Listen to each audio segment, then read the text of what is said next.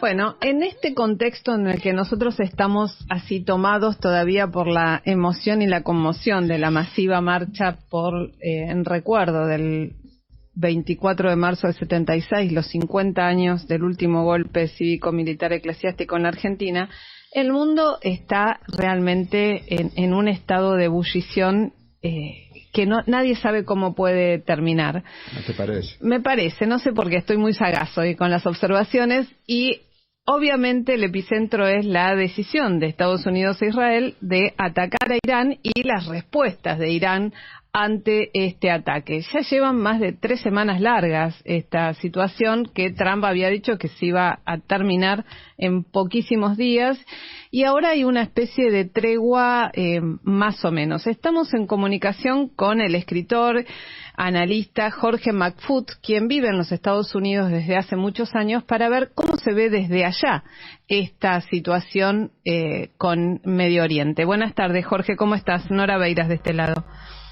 ¿Qué tal, Nora? ¿Cómo estás? Aquí estamos, tratando de entender un poquito el mundo en el que estamos, que es una tarea bastante difícil. Bueno, queremos preguntarte eso, ¿cómo se está viviendo en los Estados Unidos esta decisión de Trump de embarcarse directamente en este ataque directo a Irán, acompañado por Israel, y el devenir de estos días, teniendo en cuenta cómo esto ha repercutido en el tema energético y qué se avisora en este momento? Se está viviendo con muchísimo escepticismo y con un creciente espíritu, que es muy raro acá, ¿no? Pero es un creciente espíritu crítico, que ya no es de los jóvenes, sino del resto de la población, con la excepción de los votantes de MAGA, pero aún así hay ciertos votantes de MAGA y ciertas figuras importantes del periodismo y de otros ámbitos de MAGA que se están abriendo. La promesa grandilocuente, y además eso de las promesas grandilocuentes, que son muy de los negocios, en política son muy peligrosas, porque si bien tienen resultados a corto plazo muy directos, es el proyectar el fracaso futuro, porque las expectativas realmente hay que bajarlas para no defraudarlo después. Y Trump hizo todo lo opuesto. Entonces el gran margen está viendo que eso de hacer a América o Estados Unidos o grande de nuevo era un auto usado, gato por liebre, no tiene ningún sustento, y sino lo contrario. Entonces, por todos los ámbitos estamos viendo empeoramiento, y esta guerra es simplemente el último clavo del ataúd en esta situación. Especialmente porque se ve con los ojos la subida del precio del petróleo, en una situación aparentemente previsible. Yo no sé si la previeron, pero cualquiera pudo haberlo previsto, de que, como Irán dijo el año pasado, hace más de 7-8 meses, cuando fue atacado en medio de negociaciones, que el Congreso iba a votar por cerrar el estrecho de Hormuz. Era algo previsible, decir que se lo hizo. Es cierto que una pequeña cantidad de ese petróleo viene directamente a Estados Unidos, la mayoría va a Asia, pero hay muchas otras consecuencias. Primero, es la suba del petróleo, del precio, que afecta directamente al estadounidense.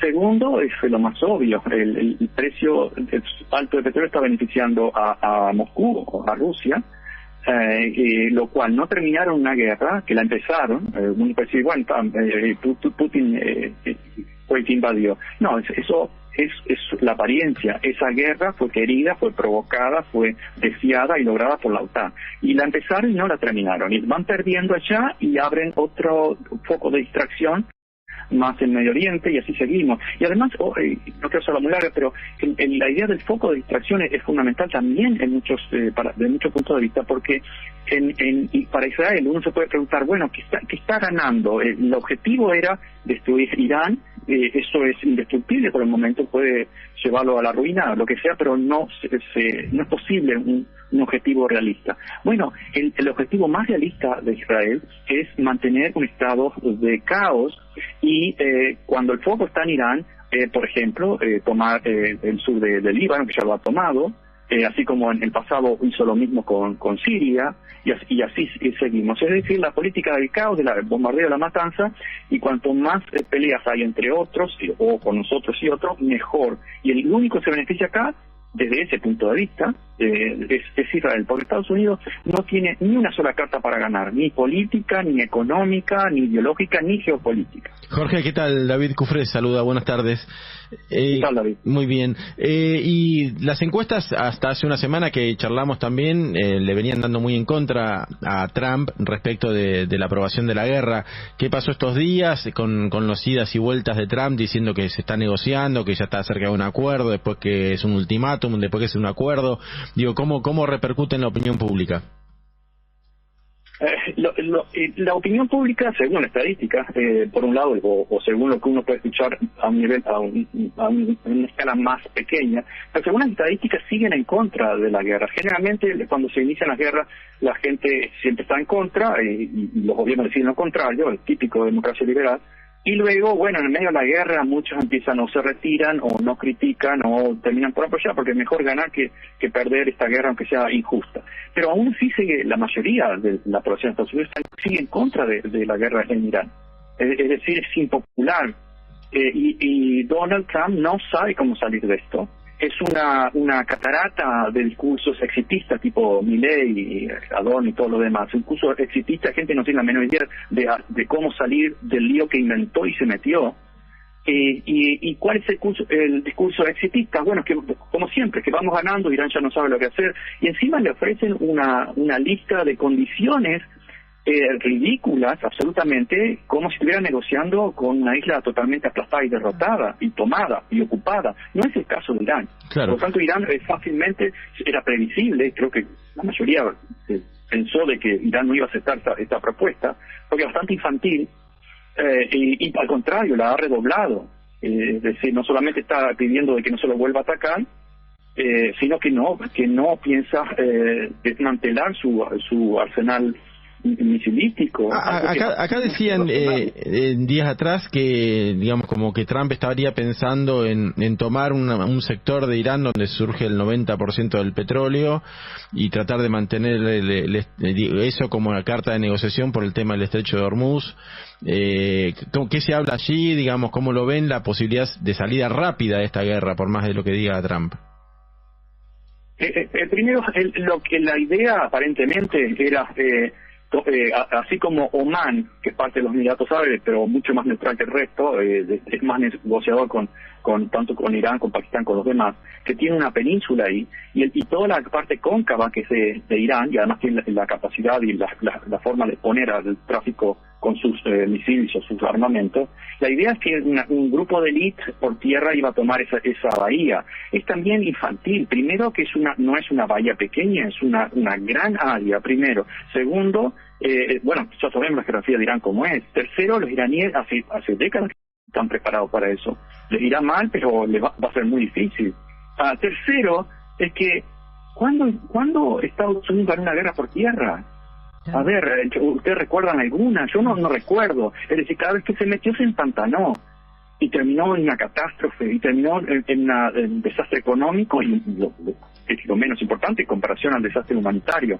Puede hacerlo, pero no puede ser muy optimista. O sea, ¿y la posibilidad de una salida rápida, o sea, menos decorosa? Supongo que en mayo, creo que se había suspendido la reunión con China y probablemente la vuelvan a poner en la agenda y haya algún tipo de negociación y digan ganamos. Es la típica. Pero acá claramente Estados Unidos es imposible que gane. Como en toda guerra nadie gana, Irán tampoco va a ganar, pero no va a ser el que capitule.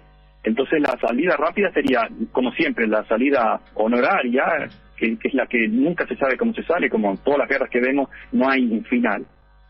Pero una forma de, por lo menos, de abrir estrecho Hormuz, que sería el elemento clave desde el punto de vista económico, desde el punto de vista de Estados Unidos, no de Israel, sino de Estados Unidos, y de la economía de Estados Unidos y de la política de Estados Unidos, que tenemos elecciones en noviembre, y todo esto es un plan catastrófico para Irán. Para Trump. Esa sería la salida rápida. La nafta, los combustibles no bajaron, ¿no? Siguen altísimos los precios. Siguen altísimos. Hace unas semanas, bueno, un poco después de la guerra, estaba, por ejemplo, aquí en Florida, 2.80 y algo el galón, y ahora está 3.80 y algo. En California está peor, en algunos estados del medio, que son menos activos, de economía más pequeña, está más barata, y por entonces el promedio no suba tanto. Pero sí que sigue alta, a pesar de que el petróleo sube y baja, rondeando los 10, pero básicamente el combustible o la nafta sigue altísima, y va a seguir subiendo, sospecho.